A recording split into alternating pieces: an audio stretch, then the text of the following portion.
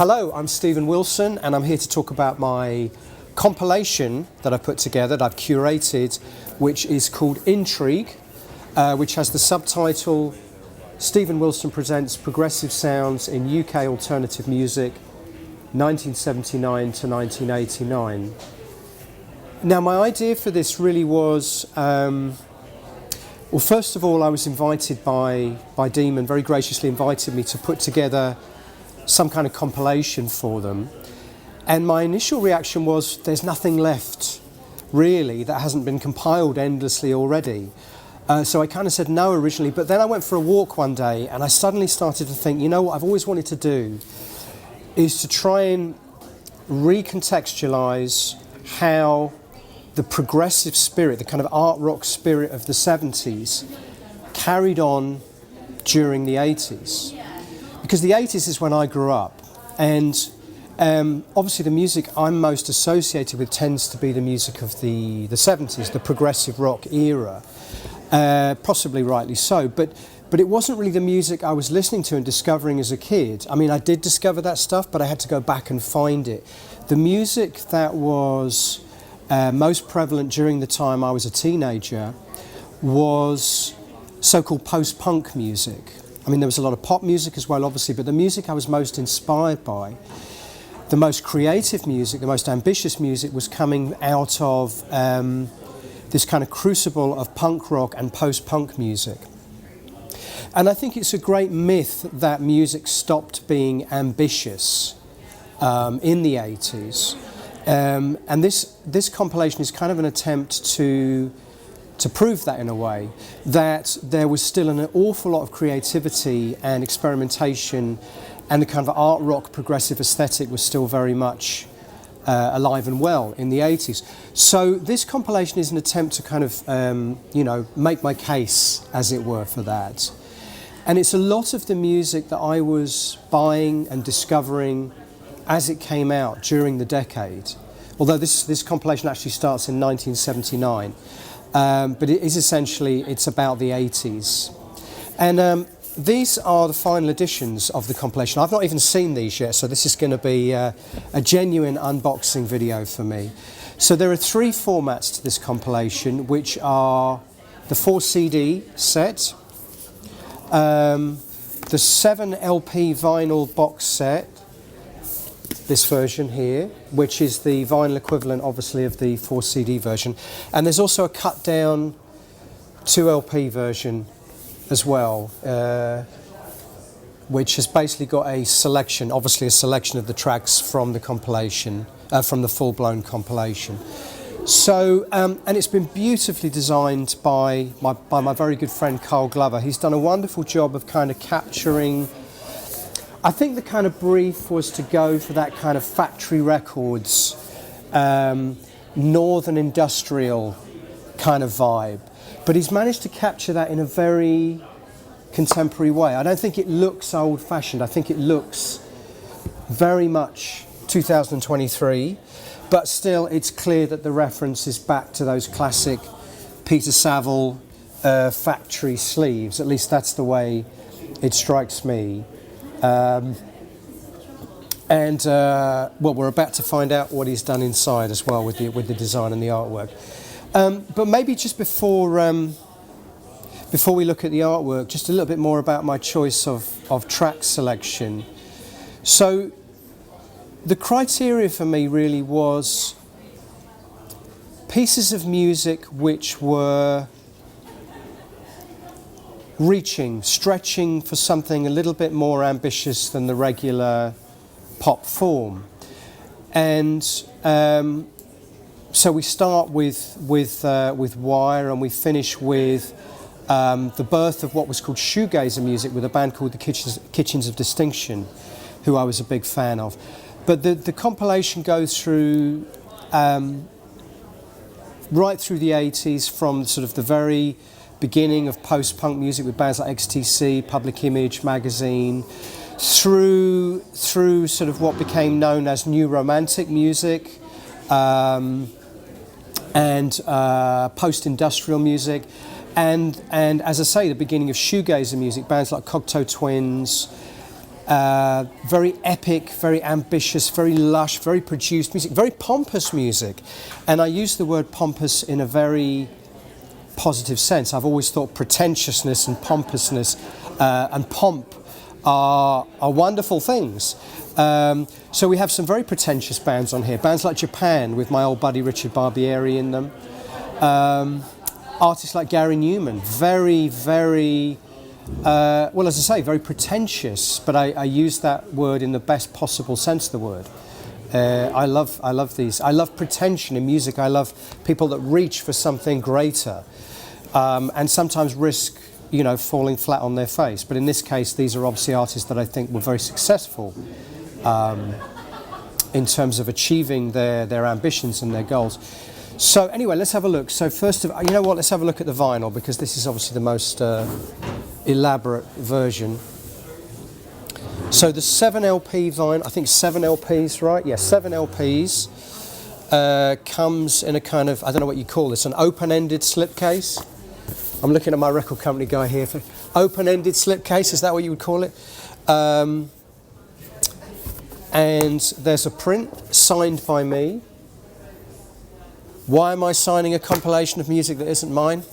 Well, actually, there is one track by one of my bands on this album as well. We'll come to that in a minute, because I just about get in at the end of the 80s, at the beginning of my career, on this kind of approach. Anyway, so 7 LPs and a really beautiful booklet here, designed by Carl again, very much with that kind of Peter Saville as seen through the prism of Carl Glover aesthetic, which I think is beautiful. Lots of industrial kind of imagery, but lots of empty landscapes. That's a very Carl thing. You never see people in his artwork, or very rarely do you see people in his artwork. So let's have a look through the booklet. There we go. Beautiful shot of again, completely devoid of human presence, but an escalator that Carl's photographed somewhere. And then the booklet starts with a reasonably lengthy essay by me, kind of discussing what I've been talking about here, and justifies the wrong word, but to explain why I feel sometimes this era is overlooked, particularly by people that like classic rock and progressive rock and art rock. There's this kind of myth that the 80s became all about artifice, and all ambition disappeared from music. So I've written this essay about why I think that's very much not the case. So it starts with a long essay by me, and then some fairly detailed notes on each of the track choices that I've made. Now, I worked very hard on the track listing, on the sequencing, trying to find the right kind of flow for the album. It is chronological, so it starts in 1979 with Wire, Bill Nelson's Red Noise, Magazine, XTC. Now, interestingly, the compilation does also include some artists that would be associated with the earlier era. People like Bill Nelson, Robert Fripp, Peter Hamill, artists that I feel very much reinvented themselves with this kind of new post-punk attitude. So there are artists like Bill and some others, as we'll see, from the previous decade. Public Image Limited. And I've also tried very hard to delve a little bit deeper and find some artists that were not particularly well known, not particularly successful, you might say at the time. Artists like Punishment of Luxury, again, very, very ambitious, great musicians who never really broke through, despite making one great record in 1979, right at the very beginning of this era. Gang of Four, Simple Minds, Juriti Column, artists that perhaps some people will know but other people won't. But then artists that virtually nobody knows, like In Camera, This Heat, Health and Efficiency. For me, this is a single or a song which is very much can be very much a poster child for the whole idea behind the album. It's 8 minutes long. It's ridiculously ambitious and eclectic, in what it tries to do. It's very hard to describe what it's trying to do in a way. It's a mixture of everything from art rock to industrial to punk to avant-garde experimental music concrete almost. It's all kind of bound up together in this, as I say, almost ridiculously ambitious 8-minute piece of music. And for me, it's almost like an example of why this box set exists. So if I was going to say to anyone, if you want to understand what this box set is about, maybe go and listen to Health and Efficiency by This Heat as a starting point. And then we move on to people like John Fox. Who else have we got here? The Sound, again, massively underrated group that never really broke through to the mainstream, but fantastic, really. Joy Division, obviously a very well-known band, but I think when I've picked bands that are more kind of ubiquitous, at least I've tried to pick the less obvious songs. So here I've picked The Eternal, which is, I think that's the final track on Closer. Very portentous, very epic, spacious, again, that word, very pretentious piece of music in the best possible sense of the word. Swell Maps. Art Nouveau was a band that never even got as far as releasing an album. A friend of mine, Nick Beggs, was in that band, pre-Kajagoogoo. And again, very, very accomplished musicians playing a very different kind of art rock, progressive rock if you like, at the very beginning of the 80s decade. Anyway, I won't go through all the bands, but the set gradually moves through the decade with bands well known alongside bands not so well known. So New Order alongside New Music here, Orchestral Manoeuvres are Dark alongside the Associates. Who else? Japan, The Cure, obviously a very well known group. And then bands not so well known like Section 25, who are another factory band, contemporaries of Joy Division and New Order, but obviously much less well known. Ditto, Crispy Ambulance, another factory band. That looks like Dungeness, I recognise, one of Carl's favourite spots for taking pictures of lonely, desolate atmospheres, landscapes, Dungeness. This is a beautiful set. I'm really pleased with the way this has all turned out. And all the sleeve notes, I can't take credits for the sleeve notes. The sleeve notes for each individual artist were mostly all done by a guy called James Nice, who is a fantastic music writer who wrote the definitive book about factory records. And I've known of him for some while, and he seemed like the perfect choice to write the sleeve notes. So he's done a fantastic job of writing pretty in depth, given the limitations. There's only 3 or 4 paragraphs on each band, but I think he gives you a very good flavour for each band and the context, how they fit in, both within the context of the compilation, but also within the broader context of, what I'm talking about here, kind of taking the ambitions of 70s art rock and progressive rock and adapting it into the kind of 80s and the post-punk era. So he's done a fantastic job of that. Cocteau Twins, one of the greats. Art of Noise, Scott Walker, David Sylvian. That also looks like Dungeness. There you go. It's just a beautiful booklet. And as I say, I worked really hard to try and give the compilation flow and a satisfying sequence, to the point of even thinking very hard about, opening, what's going to open each side of the vinyl, what's going to close each side of the vinyl. Cardiacs, they're another band that could be almost like a poster child for this whole concept. Crazy mixture of punk and progressive and almost vaudeville at times. Brilliant musicians. All regular black vinyl. As is my preference as a vinyl buyer myself. But again, each individual sleeve beautifully designed by Carl.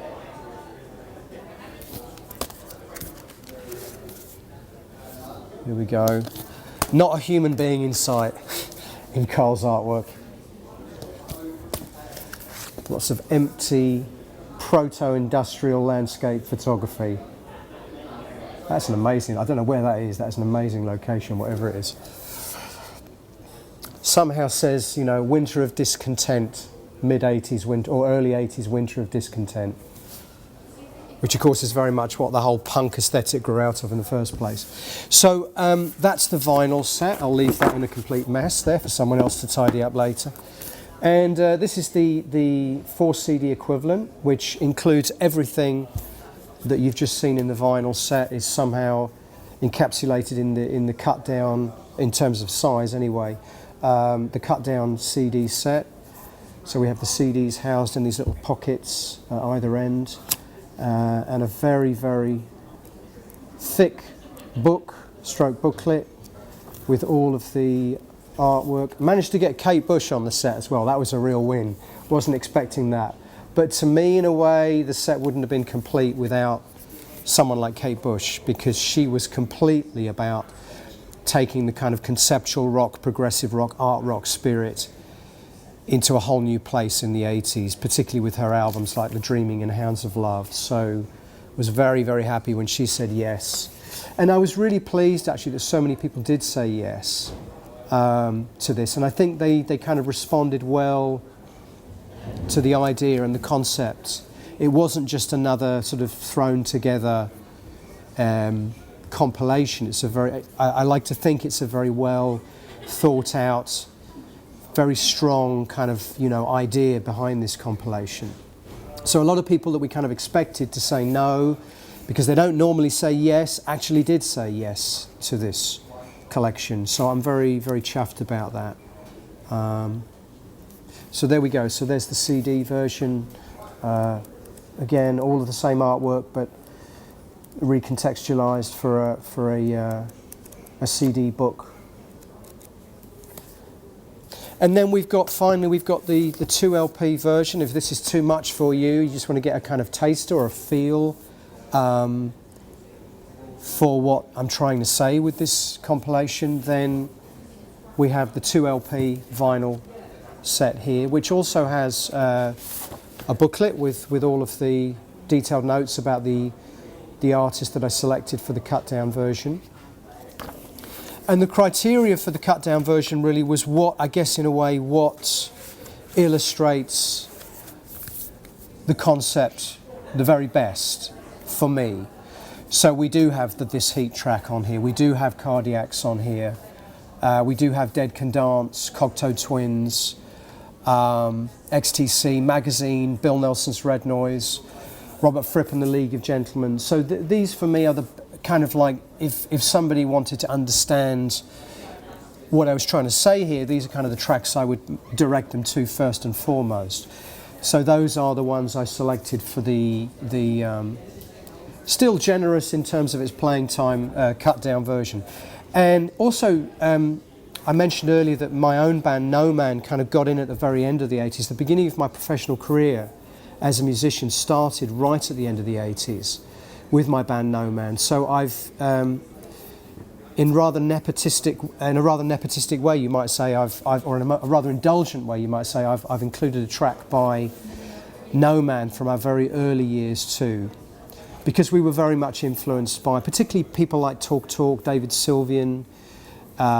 We were very influenced by those artists. Cocteau Twins, Dead Can Dance. So the cut down version ends with a No Man track, one of my own bands, from one of our very early demo cassettes, in fact.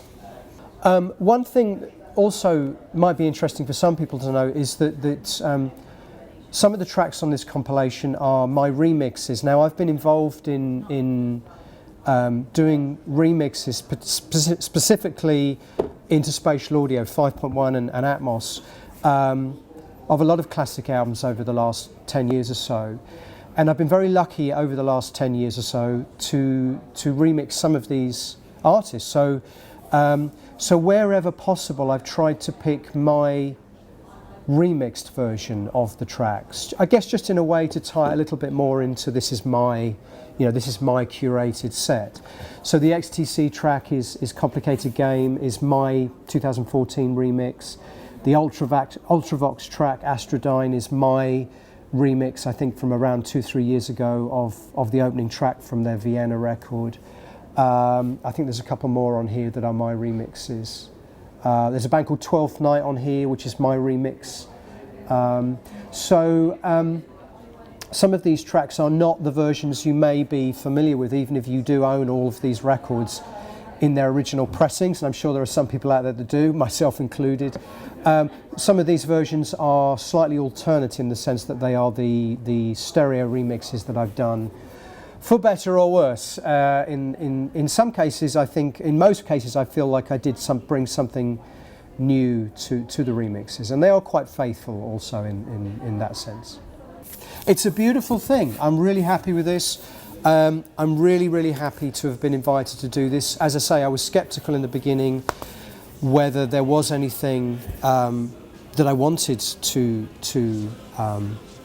do a compilation about, and this kind of idea presented itself to me. And I hope people respond really well to it and kind of understand what I'm trying to say with this set. The artwork is absolutely stunning. I think it's a really nice listen. I would say that, wouldn't I? You make up your own mind. Thank you very much.